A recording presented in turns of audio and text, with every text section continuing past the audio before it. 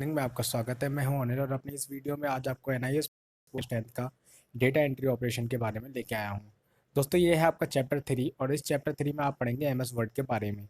ठीक है दोस्तों, एक रिक्वेस्ट करना चाहूँगा, अभी तक आपने चैनल को सब्सक्राइब नहीं किया है तो प्लीज़ सब्सक्राइब कर लीजिए और साथ में जो बेल आइकन है उसे प्रेस कर दीजिए, क्योंकि जितने भी अपडेट्स हमारे पास आते हैं वो सभी आपके पास ईजिली पहुँच जाएँ। तो दोस्तों ज़्यादा देर ना करते हुए आज हम स्टार्ट करते हैं। चलिए,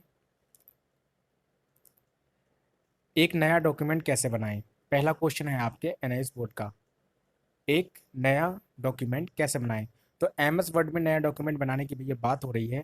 तो एमएस वर्ड के बहुत से हमारे स्टूडेंट हैं जिन्होंने कंप्यूटर कोर्स किया हुआ होता है, उनको भली बात ही पता है कैसे एक नया डॉक्यूमेंट बनाते हैं। बट जिन लोगों को नहीं पता कि डॉक्यूमेंट कैसे बनाते हैं, तो उनके लिए मैं बता देता हूँ। एक नया डॉक्यूमेंट बनाने के लिए हम एमएस वर्ड की जो मेन्यू बार है उसको खोलते हैं, फिर वहाँ पर न्यू का ऑप्शन आता है, उस पर हम क्लिक करते हैं। ठीक है, या हम कह सकते हैं जो मेनू बटन है उस पर क्लिक करते हैं और क्लिक करने का न्यू का ऑप्शन आता है, उस पर क्लिक करते हैं। न्यू पे क्लिक करने के बाद एक ब्लैंक डॉक्यूमेंट आता है, उस पर क्लिक करते हैं। उस पर क्लिक करने के बाद आपका जो डॉक्यूमेंट होता है ब्लैंक, वो ओपन हो जाता है नया। ठीक है, या फिर हम सीधा सीधा कंट्रोल एन करके जब हम अपने कीबोर्ड के की से कंट्रोल प्लस एन यानी कंट्रोल एन साथ में दबाएंगे, कंट्रोल दबा के एन दबाएंगे, तो क्या होगा कि हमारा एक नया डॉक्यूमेंट ओपन हो जाएगा। उस जहाँ पर लिख के आएगा, आपका एक डायलॉग बॉक्स आएगा जिसमें लिखा हुआ होगा ब्लैंक डॉक्यूमेंट। तो ब्लैंक डॉक्यूमेंट पे क्लिक करके आपको क्रिएट डॉक्यूमेंट पे क्लिक कर देना है, जिससे कि आपका नया डॉक्यूमेंट ओपन हो जाएगा। ओके, उसके बाद बात करते हैं अगले क्वेश्चन पे। अगला क्वेश्चन है आपका डॉक्यूमेंट को सेव कैसे करें।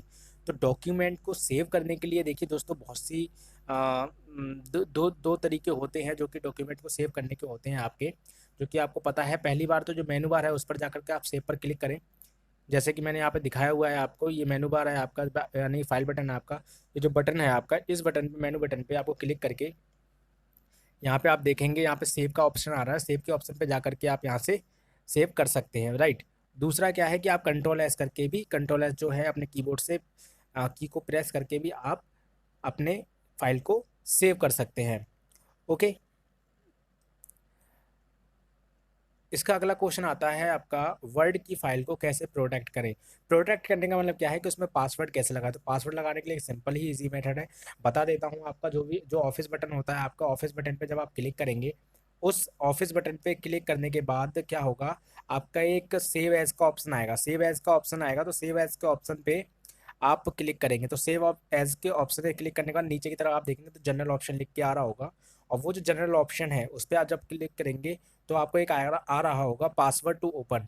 तो उस पर एक पासवर्ड टू ओपन आता है। पासवर्ड टू ओपन के बाद उसे ओके कर देते हैं, वहाँ पे पासवर्ड डाल देते हैं और वो आपका पासवर्ड पड़ जाता है। तो आपकी वो फाइल जो होती है प्रोटेक्ट हो जाती है। उससे आप दो तरीके से भी कर सकते हैं। उसमें क्या होता है, जो आपको पासवर्ड आप डालते हैं तो उसमें एक और चीज़ होती है, उसमें रीड ओनली है। रीड ओनली का मतलब क्या होता है कि आपकी फाइल को हर कोई ओपन तो कर सकता है, बट क्या होता है उसमें चेंजेस नहीं कर सकता, राइट। तो ये आपके क्वेश्चन नंबर 3 का आंसर था। क्वेश्चन नंबर 4 की ओर बढ़ते हैं, जो कि आपका इंपॉर्टेंट है। मेन्यूज क्या होते हैं। तो मेन्यू क्या होते हैं मैं आपको बता देता हूँ। मेनू एक बार होता है जिसमें बहुत सारे ऑप्शंस होते हैं, ठीक है। उसमें फाइल का, एडिट का, व्यू का, इंसर्ट का, फॉर्मेट का, टूल्स का, टेबल का, विंडो का, ये सारे उसमें क्या होते हैं, ऑप्शन होते हैं।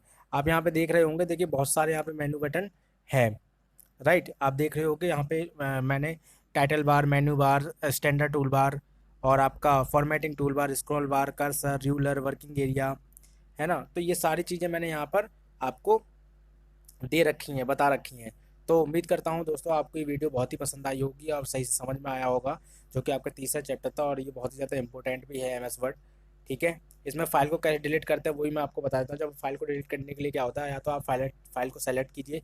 सेलेक्ट करने के बाद उस पर राइट क्लिक कीजिए। राइट क्लिक करने के बाद उसके बाद उस पर लेफ़्ट क्लिक, ठीक है, लेफ्ट क्लिक कर दीजिए। तो उससे क्या होगा कि आपकी फाइल डिलीट हो जाएगी। और दूसरा एक और कर सकते हैं, फाइल पे क्लिक करके कंट्रोल डी दबा दीजिए, तो उससे भी आपकी फाइल डिलीट हो सकती है। एक और ऑप्शन है, उस पर क्लिक करके जो आपकी फाइल है, जो उस पर क्लिक करके आप सीधा डिलीट का ऑप्शन दबा दीजिए, तो आपका उससे भी फाइल डिलीट हो जाती है। तो 3 तरीके से आप फाइल को डिलीट कर सकते हैं, राइट। तो ये आपके कुछ क्वेश्चंस बनते थे। इसमें देखिए कई सारे आपके जो शॉर्टकट्स की होती हैं वो शॉर्टकट की आ जाती हैं। जैसे कंट्रोल एन का क्या यूज होता है, तो कंट्रोल एन का यूज होता है न्यू फाइल के लिए। कंट्रोल ओ का क्या होता है, कंट्रोल ओ का मतलब होता है ओपन फाइल, फाइल को ओपन करने के लिए। कंट्रोल एस होता है फाइल को सेव करने के लिए। और कंट्रोल एस का मतलब सेव एज भी होता है, यानी कि दोबारा से फाइल को सेव करने के लिए भी कंट्रोल एस का यूज़ करते हैं, ठीक है। और यहाँ पर ऑल टेक्स्ट भी होता है आपका, कई सारी चीज़ें होती हैं जो कि आपकी शॉर्टकट की आपको याद होनी चाहिए, राइट। कंट्रोल यू होता है आपका अंडरलाइन के लिए, कंट्रोल आई होता है आपका इटैलिक, जो वो आपका इटालियन जो इस पे राइटिंग होती है उसके लिए, ठीक है। कंट्रोल बी होता है आपका जो लेटर है उसको बोल्ड करने के लिए, बड़ा करने के लिए, ठीक है। तो ये कई सारी जो शॉर्टकट्स की होती हैं आपको याद होनी चाहिए, जो कि अक्सर इसमें पूछ ली जाती हैं।